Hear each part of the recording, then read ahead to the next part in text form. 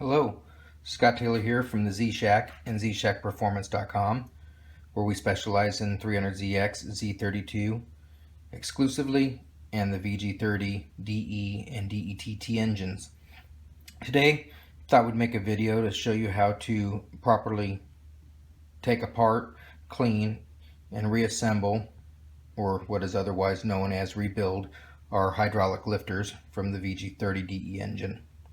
Here we have all of our lifters and some of the things you'll need to be able to complete this.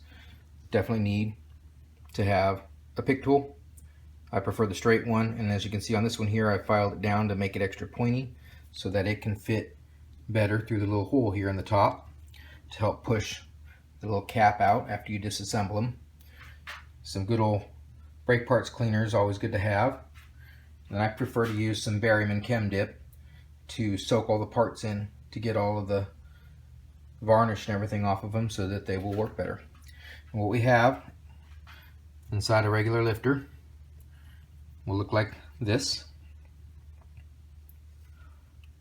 and there's your hydraulic portion of it down in here that pushes on the valve. And what we need to do is we need to get this out so we can clean it and take it apart. And I'll show you here in a second how to do that. And what we do when it's all taken apart, you're going to have your lifter bucket, and you've got all these pieces here that are all what's inside of the lifter itself. This is basically your tappet, or your portion that will push on the valve, and this here is a valve. It's a one-way ball valve. You can see the ball is down inside of there. There's a little spring that goes between the two of them. Don't want to lose that. And this is the little cap that is down inside there that we use the hook tool to push out. Now, I'm going to show you how to take this apart. Set my camera down here. The trick to doing this and to getting them apart, as you'll see here, you've got the little plunger inside of here. This is being kept in by a little retaining clip. And you can see the retaining clip is right here, and it can actually move around inside of here. And we'll get to more on that here in a minute. So to be able to release that from the whole assembly, you have to get kind of violent with it. And what you want to do is, I'm on a wood desk here, so if you have a metal desk or worktop, you need to get a piece of wood so you don't damage the edge on the lifter. What you want to do is you want to hit it really hard, as flat and straight as you can, like this, to knock that loose and push that plunger out enough to where you can pull it out and release that clip. Now, to save you the loud noise, I'm not going to bang on it, but I've already got one I've taken apart, and I'll show you how that works. So you'll hit it really hard, and what will happen is this plunger, instead of sitting so far down, will come out more flush with the edge here. Okay, so when we hit that and we take it apart, you'll want to go ahead and pull this out. I use some needle nose pliers to basically get a hold of it here, kind of give it a little twist, be gentle with it, and start to pull it out. And you'll have this whole assembly that'll come out like this. Then, if you see down in there, the little cap is hiding out. So you'll reach down in there and pull that back out through the hole here. Set that off to the side here, and that is an empty bucket that can go get soaked and cleaned. Then what you have here is your plunger assembly, and as you can see, this one here has air in it, and it's wanting to collapse, which will allow your valves not to open as good. And inside here we have that little ball valve that I showed you, and you can use your pick tool, and if you squeeze these together and push in on that, you can hear it release, and you can now move it up and down real easy if you hold that closed. So I like to release the pressure a little bit there, grab a hold of it and start kind of pulling it apart, and you'll get that piece apart. Down inside of here you'll have the spring, so you just want to take that spring out, and now you have the empty bucket here. In or around the outside of the bucket, you will see This is the one I've already cleaned up. There's a retaining clip right here. And there's a little gap in it. And you can fix your hook tool in there and actually move that ring around. After you soak it and get all the varnish cleaned up, you want to move this back and forth to make sure it can kind of move around freely and clean up all that carbon and whatever else is in there, sludge, that might be holding this closed. If this doesn't expand right, then it won't be able to lock into the bucket when you put it back together. So definitely want to make sure that can move freely and it's not broke or cracked, so you want to inspect that pretty good. So then I put everything into the chem dip, let it soak, sometimes overnight, sometimes a few hours. Pull it all out of there. Use the brake parts cleaner to clean everything up really good. When you're cleaning it, you want to definitely put the straw of your brake parts cleaner down inside that ball valve and push that ball valve down and blow it out to where it comes out these little holes right here. You can see the ball valve kind of down in there. I don't know if you can see that or not, but there's little ports there. And you want to make sure all the grime and everything's out of that so that it can move freely, and that way it can seal up really good. So basically, I use a little copper plug here. You can use a socket or anything like that that's just got a flat surface. The point of this is when you go to put this back together, that's got to be able to push up in there further. So if you just shove it down the table, you won't lock it in. So you put it on something like this to push on, and that will latch it in. So now that all of our parts are cleaned up, basically, what we're going to do is show you how to reassemble it. So we've got our lifter bucket here. What I do is I take a little cap, I have some regular oil.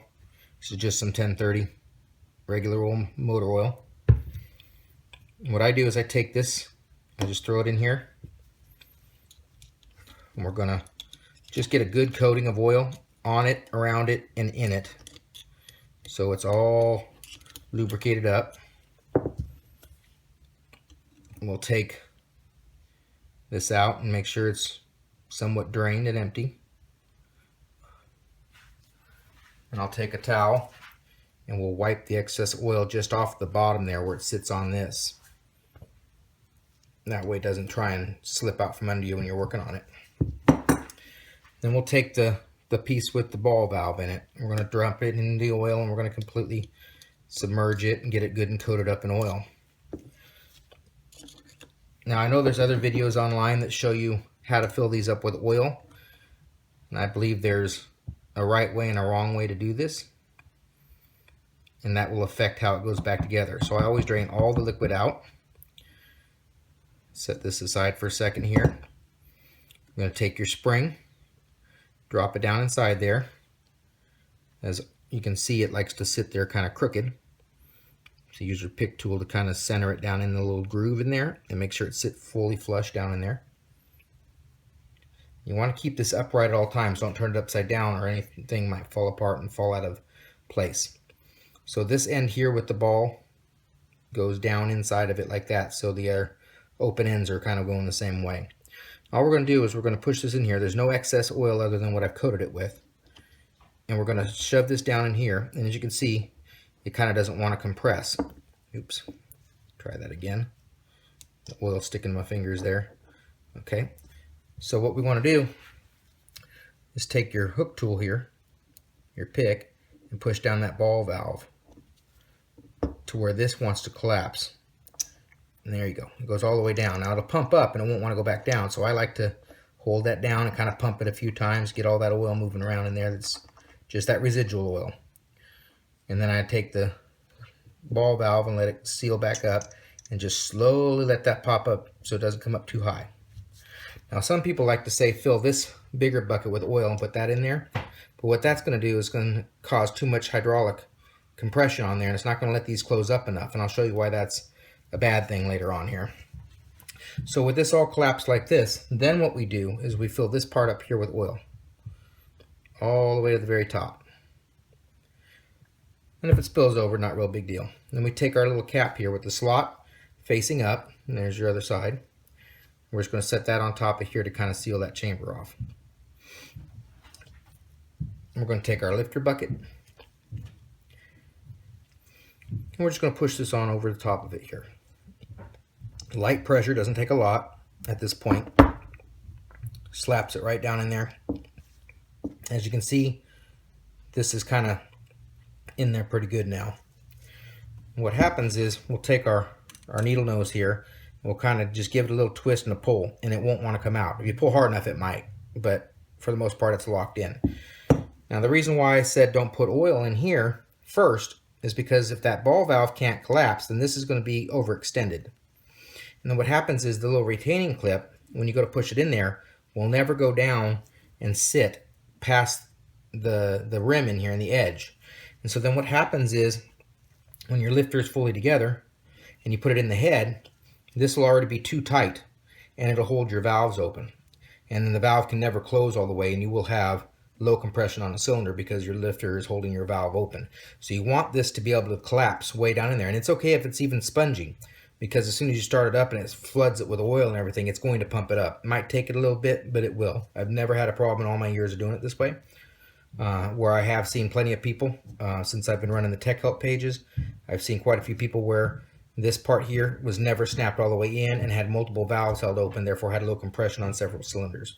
So basically, when it's all said and done, you should have something that looks like this, fully back together, ready to go.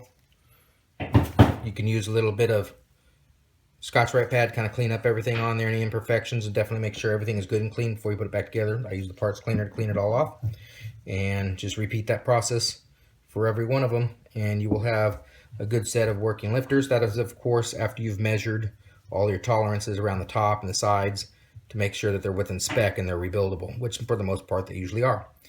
So if you have any questions, please feel free to hit us up on our Facebook page. We are Z-Shack on Facebook, and you can message us with any questions. Be glad to answer anytime, any questions you may have. Thank you guys, and have a good day.